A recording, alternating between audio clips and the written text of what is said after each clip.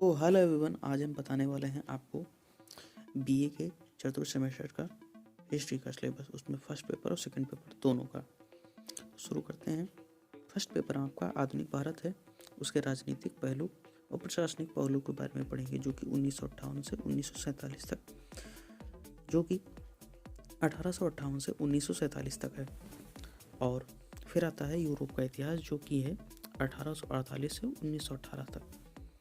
चलिए स्टार्ट करते हैं। तो आधुनिक भारत, जो कि 1858 से 1947 तक है, उसमें आपको सबसे पहले पढ़ना कंपनी से जो क्राउन का हस्तांतरण था वो कैसे हुआ, कैसे क्या हुआ, कि क्या क्या घटनाएं घटी उनके बारे में।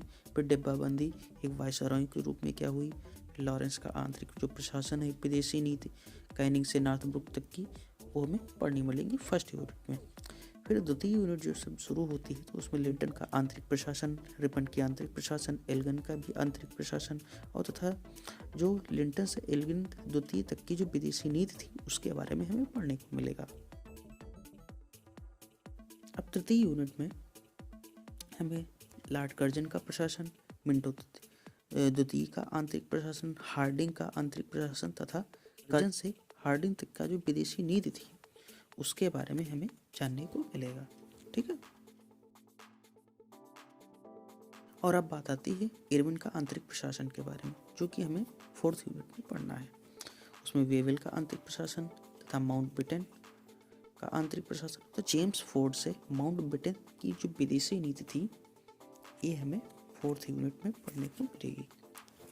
अब फिर आता है हमारा सेकेंड पेपर, जो कि यूरोप का इतिहास है और 1848 से 1918 तक का इसमें सिलेबस है। तो फर्स्ट यूनिट में नेपोलियन तृतीय की घरेलू और विदेशी नीति के बारे में, कीमिया युद्ध, अलेक्जेंडर द्वितीय का परिचय और इटली का एकीकरण हमें फर्स्ट यूनिट में पढ़ने को मिलेगा। ठीक है। अब बात आती है सेकंड यूनिट की। तो सेकंड यूनिट में हमें जर्मनी का एकीकरण, बिस्मार्क और साम्राज्य का विकास, तुर्की रूस और तुर्की का युद्ध और कैंसर बिली का द्वितीय युद्ध, ये हमें पढ़ने को फर्स्ट यूनिट में पढ़ने को मिलेगा। ठीक है। और फिर बात आती है तृतीय यूनिट की। तो तृतीय यूनिट में हमें 1871 से एल्गो फ्रेंच के संबंध तथा ट्रिपल एंडेटे का जो गठन है उसके बारे में पढ़ने को मिलेगा।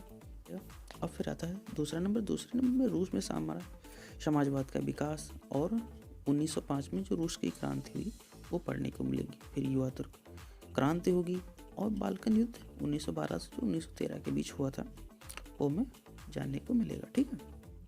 फिर आती है चतुर्थ यूनिट। तो चतुर्थ यूनिट में प्रथम विश्व युद्ध की शुरुआत और 1916 तक की जो घटनाएं हैं वो पढ़ने को मिलेगी। प्रथम विश्व युद्ध में जो अमेरिका का प्रवेश हुआ वो कैसे हुआ, पूरी जानकारी मिलेगी। और रूसी क्रांति जो 1917 में हुई थी उसको वो हमें पढ़ने को मिलेगी। प्रथम विश्व युद्ध में जो 1917 और 1918 के बीच जो घटनाएं हुई थी वो हमें जानने को मिलेगी। तो ये रहा हमारा कंप्लीट सिलेबस। इसमें आप स्लाइड देख सकते हैं। अगर आपको वीडियो अच्छा लगा हो तो प्लीज़ लाइक शेयर सब्सक्राइब कीजिए। Thank you.